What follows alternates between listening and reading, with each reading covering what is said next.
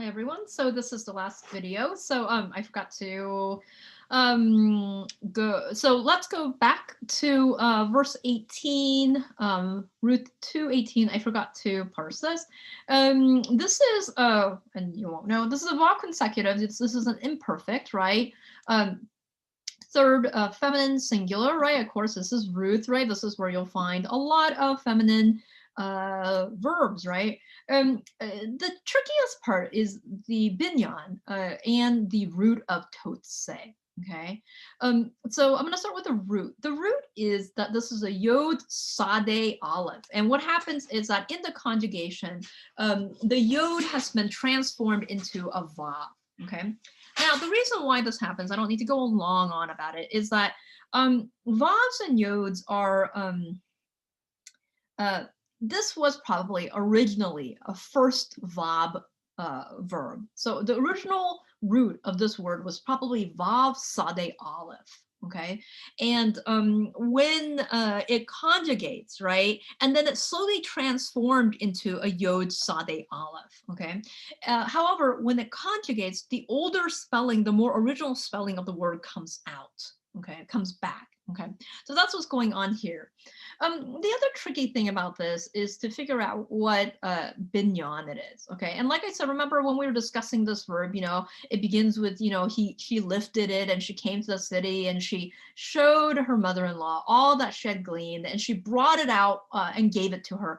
And some of the way that natural translations that we're doing in English should help you with the binyan, right? This is, to come, in the call, yod sade aleph means to come out, to go out. Okay, and here what you have is this is not in the call, but in the hifil, to cause to come out. She brought it out for her. Okay, and it would go along, at least connotatively, with the fact that she's showing off, right, or she's showing her mother how much she had gleaned. So the kind of context of this verb should help you realize that this is not your plain call. Okay, so with that, I'm going to move on to the last couple of verses that I've assigned for this week. Okay, and this will complete, of course, chapter 2 of the book of Ruth. Okay, so back to now all the way to verse 21. Remember in the preceding Phil lecture, Ruth shows Naomi how much she had gleaned. Naomi then realizes what's going on. Okay, and then Ruth, realizing by verse 21, Ruth realizing that what she is saying is like making her mother-in-law very happy, right? Because Naomi is getting more excited and like blessing everybody. Okay, and goes on. Okay, so this is a continuation of that conversation.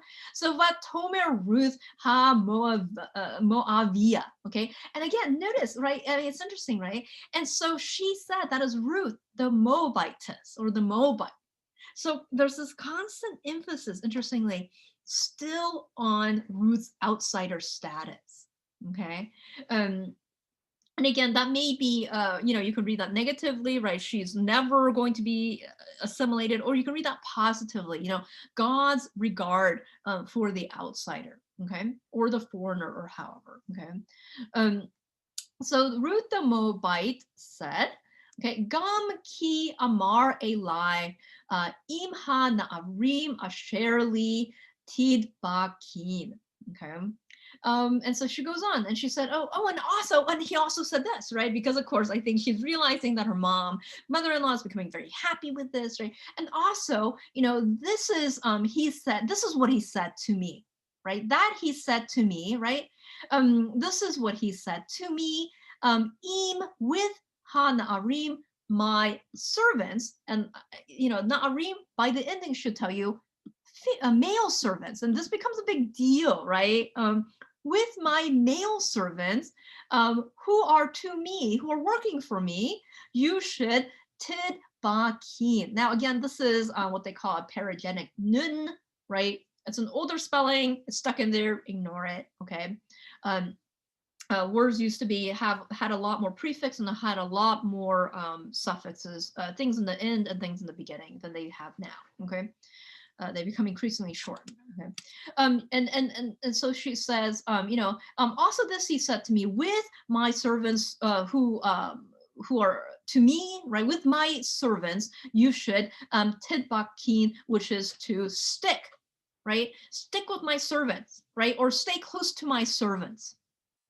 Okay. And this word, from, and you can see this is a imperfect, right? Because it has a prefix, right? In this case, right, it has this e. Okay. This is a second feminine singular. Okay, you should stick with my servants. Okay, this word is repeated again. Okay, and it's a very, very interesting word. We've seen it before. Okay, so I didn't highlight it before, right? And what's interesting about it is you see it repeated a couple of times now, here, and then I think a couple of times before in the earlier part of chapter 2, when he is indeed telling Ruth to stick close to his own servants. Okay. It's not and it kind of, the meaning of that word is that it is kind of sticky. Okay, like the bak, it means to stick to, and it kind of feels like it sounds like something sticky. Okay, the bak, right? Okay, I mean, I don't know if it's just me. I could be going crazy. Okay, this is by the way in the call. Okay, okay, now, where else is this word used? Now, it's found all over the Hebrew Bible. Okay, but one important other place where you see the bak, okay, being used, right, is in Genesis 2:24, right? This is when the man, or this first being, goes to sleep, right, or is put under by God, takes a rib, forms woman, and then he has this, like, this man, now I think it's, this man being now Adam, says his little praise song and says, from, praise, whatever. Okay. Okay. At the very end of that, right, you have this little explanation, which doesn't really make sense in the context, to be honest. In 2:24, okay, Genesis 2:24, it states, that is why a man leaves his father and his mother and is united, right? Debak, this is the same word, to his woman or wife, fine, and they become one flesh, right? And now, in the context of Genesis 2, you're like, no, that explains nothing as to what this has to do with marriage, but okay. But it's very interesting back now in Ruth that this word that is used to talk about being united, right? Becoming kind of one, right? Again, this could be read as one family, right? This marriage, right? What marriage is a uniting, why that same word is repeated throughout Ruth. Okay. And then of course the obvious reason is because the author keeps winking at you, because they know that the reader know where this text is going, right? And he's like, yeah, you should stick close, because at the end this is going to lead to the sticking close of Ruth and Boaz in this marriage. And so it's not, I think, accidental that it's the same word used in Genesis 2:24, which, one can see as the first statement describing maybe marriage in the Hebrew Bible. Okay. Okay, so going onwards, so and she said, Ruth the Moabite, also he said this to me, with my own servants you should stick close, and then going on, ad im kilu et kol hakatsir asherli. Okay, until finish kilu. I should have asked the question about this. I'll talk about this. Until finished all the harvest that is to me. Okay, until all the harvest is complete. This word also is quite important. I don't know why I didn't ask a question about it in the worksheet, but I'll tell you now.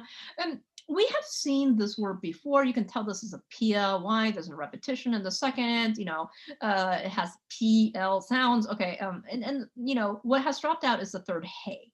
Okay, so it's kaf lamed hey. We have seen this word before. right? This is the same word or one of the possible words that may underline the name of one of Naomi's sons that ends up sadly, prematurely dying, named Kilion. Okay, remember I asked about Kilion, right? And you'll see, this word be repeated here, right? Kilu here, kalot here, right? So this word is repeated. Remember, chapter 1 begins with Kilion, right? So it's this kind of word that is repeated throughout, right? And Kilion's name and the repetition of this word, right, is important here, right? Kilion's name, as I asked you before, means to end, right, which is the way that it's used here. Do this until the harvest comes to an end, right? But it can have much more negative connotations, right? To destroy, to consume, to cease, to end, but this, to vanish, right? It can also sound like the word kala, kaf lamed aleph instead of kaf lamed hey, as in the case here, which means to restrain or bar or shut up, right? To restrain from probably fertility, right? It also sounds like the word kof lamed lamed, right? Kof, not kaf, okay? Which means to curse, okay? There's a reason why this word is repeated, because at the end, right, this word that forms the kind of root of the word of one of Naomi's sons that ends up dying. The reason why it's repeated here is because at the end, right, really when you end, by the time that chapter 2 comes to an end, you do wonder, you're kind of left on a cliffhanger as to whether the situation of the family has indeed improved or whether they are right back where they started, right? This place of Kilion, or this place where things will now also, they will again be possibly destroyed or come to an end, right? Where the family line, like the harvest itself, right, will end, will be completed, will vanish. Okay, and so that's why you have this kind of interesting repetition. Okay, so notice that the harvest is not just the harvest, right? The harvest is intricately kind of linked to or symbolizes, right, the family, the situation of the family, and in particular the family line of Naomi, which is under threat. Okay, and also the well-being of these two women, these widows. Okay, so so she tells she, that is Ruth, tells her mother-in-law, oh, and by the way, he says, stick close to me. Okay, and this is what Naomi says. Naomi kind of reaffirms that, but she has a slight change of terminology, like Tomer Naomi. Okay, oh, Ruth Kalata, right? And she said, right, who? Naomi to Ruth, her daughter-in-law. So notice that when Ruth is talked about in relation to Naomi, it switches. She's no longer the Moabitess. Now all of a sudden she's the daughter-in-law. So this emphasis on kinship between the two women. Okay, so Naomi said to Ruth, her daughter-in-law, Tov, good, BT, my daughter. So notice the stress on the kinship relationship. That's good, my daughter. Ki tates im na'arotav. Okay, it's good, my daughter. That's good, my daughter, that you go out with his maidservants, feminine. Okay, and I'm going to get to why when Ruth recounts it, it's masculine. And when Naomi repeats what says, yeah, that's good advice, why she suddenly changes it to the feminine. And remember that when Boaz is first talking to Ruth, he also says it in the feminine. Okay, so she says, that's good. Yeah. When you go out, you should indeed, when you go out, you should basically, stick with his maid servants. Velo yif gu'u yifka'u bach basade acher. Okay, so that so they won't harass you. So that they won't harass you. Pagan means to, like I said, to kind of strike.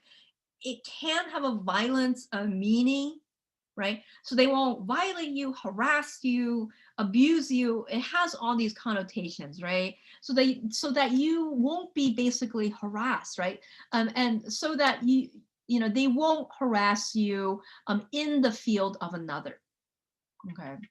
So she kind of echoes what Boaz Naomi, that is, echoes what Boaz tells Ruth earlier. Okay. Now I'm going to give you a better translation. That is good, my daughter, that you go out or work with his servant girls so that you don't get harassed in the field of another. Okay. Um, so, why does, and so commentators have wondered why when Naomi is telling, when Ruth is telling her mother-in-law Naomi what Boaz has said, why she suddenly switches the gender into a masculine plural, and why Naomi in reply, right, switches it back, right, to a feminine plural. Okay. And there's lots of reasons why, and I've asked you for your interpretations as to why that's happening. Okay. Um, one reason, which I don't think they talk about in the commentaries, or one of the ways I think about it, right? And this doesn't mean that this is the only answer or the only right answer, certainly, is that so one answer is that this means nothing. Hebrew changes little terms all the time, so it could be completely haphazard, okay? It may be that the reason why you have this change in gender is that Ruth doesn't quite get it yet, right? And that Ruth, therefore, in not getting it, has different ambitions, especially noting that she's an outsider, right? Then Naomi, who really now, you get this hint that she thinks of her daughter Ruth as not an outsider but kin, okay? And that between the two they have different ambitions, okay? Ruth, again, with the very beginning of this assignment, the way that she talks to Boaz, because she is an outsider, a foreigner, she thinks that she has this like great humility, right? She doesn't think she's going to get very far. Okay, so she's just astounded that someone's nice to her. Okay, so I wonder whether she says male plural, these servants, right? Because Ruth is maybe hinting as to her ambitions, right? In knowing that she's a foreigner, right? Maybe Ruth thinks that the best that she can do is maybe, in this field, yeah, she will find love, or she will end up married, but perhaps she'll end up married to one of Boaz's servants, okay, or a harvester. Okay, so that's maybe, she's like, maybe I can, he said to hang out with my servants, and maybe she's saying that because she thinks, maybe I will catch one of their eyes, and I'll end up married, and then our position in society will rise. And notice that that's different from Naomi's ambition. Naomi, certainly, who gets what's going on a lot quicker than Ruth, right? And maybe it's because Naomi is an Israelite, right? So she understands the plans of the Israelite God faster. Maybe because she is an Israelite, she understands levirate marriage. And it's not clear whether Moabites had levirate marriage. So maybe she doesn't understand, Ruth doesn't understand that there is something called levirate marriage, right? So one explanation is that Naomi, when she says it back to her, changes, corrects her, and says, no. It's with the servant women his servant women that you should hang out, right? Because of course Naomi has bigger ambitions for Ruth, right? One is Naomi seems concerned that Ruth is indeed going to be harassed, right, if she hangs out with the men, right? But more importantly, Naomi, I think, seems to, at this point, even sees what God is up to and figures out and realizes that maybe what's at work is that the eventual marriage of Ruth and Boaz, right? So don't hang out with these lonely servant boys. No. She has bigger ambitions for Ruth, and interestingly, her ambitions line up with Boaz, because Naomi is the one that actually gets correct Boaz's instructions to Ruth. And of course, Naomi's ambitions line up with what God has planned. Okay, so that may explain why it's different. Okay, going forward.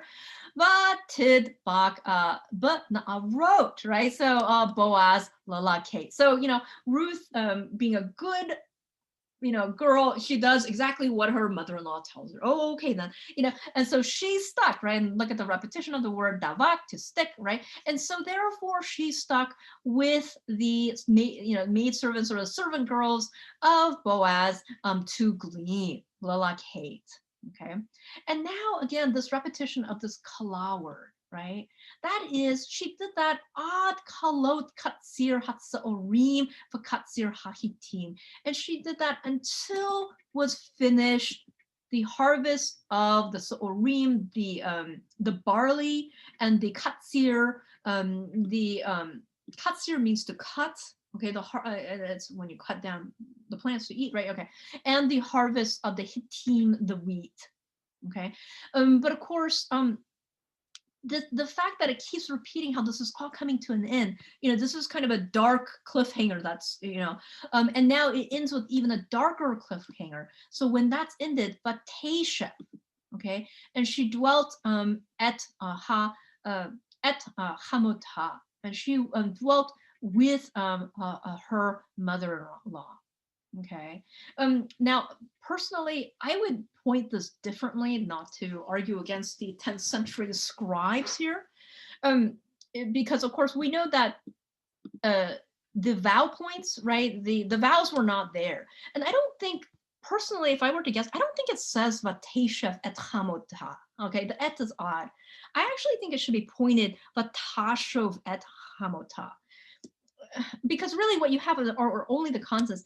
I really think instead of saying she dwelt with her mother-in-law, it should say, and she returned back, tasho, right, from shuv, to return. And then after the harvest, she returned back to her mother-in-law, right? I think that makes more sense, because really what you're talking about with it ending like this, right, is that there's a real question here. It seems to be going so well, and yet now you hit trouble, right? And the trouble is, here comes winter. Okay. And how are they going to feed themselves? If these, are impoverished widows, right? And the way that they get their food is by sort of, grabbing the leftover food, after the harvester. What does winter signify for these women? I mean, it signifies, and it's no mistake that it makes a reference back to the dead child of Naomi, right? Son of Naomi. It means the end, right? It means the end of food. It means, of course, with the end of food, possible death. Okay. It means, therefore, the end of Naomi's line, right? It means that all the progress that they've made in chapters 1 and 2 are coming to an end, right? And again, this sets up, really sets the scene for the more dramatic and ambitious and almost dangerous actions that Naomi takes in the next chapter, right? That again, by the end of 2, we're almost back where we're started, where we started, with 2 desperate, hungry women, right? Who really have no future prospects. If Naomi did think that they were going to end up married, nothing has happened. Okay. Back where they started, nothing has gotten that much better. Indeed, perhaps it's going to get worse, because a terrible season where no food is available is coming. Okay. Again, like I said, this also fits with the themes of this book, and the structure of this book fits with this, it's a very agricultural tale, and it fits with the agricultural cycle, right? Which was seen as a series of, birth, birth and death, right? And so, this cyclical turning over where things die and then are reborn and continue, right? Die and reborn, right? And I do think that vision of this turning is actually fits better with the term shuv, or to return, right? Which is used euphemistically also in parts of the Hebrew text to say again, right? He did this again, shuv, right? And of course, along, shuv has this kind of circularity, right? And then that's in part why, alongside the kind of death and life, death and rebirth, and the agricultural cycle, you have married or conjoined to that this idea of the exile and return as being very similar to the agricultural cycle, and to the cycle of life and death, or life and rebirth, rebirth and death, right? You die and then you're born again, right? At least agriculturally, and at least if you're Israel, okay, where you may look like you've died, may look like you're in exile, may look like it's winter. Okay, but no, indeed, you will be reborn, you will be returned to the land of Israel, where there is, in some ways, perpetual fertility, perpetual food, so much that you have enough, you are sated, and you have more than enough, right? You have leftovers even, okay? Okay, thanks for watching.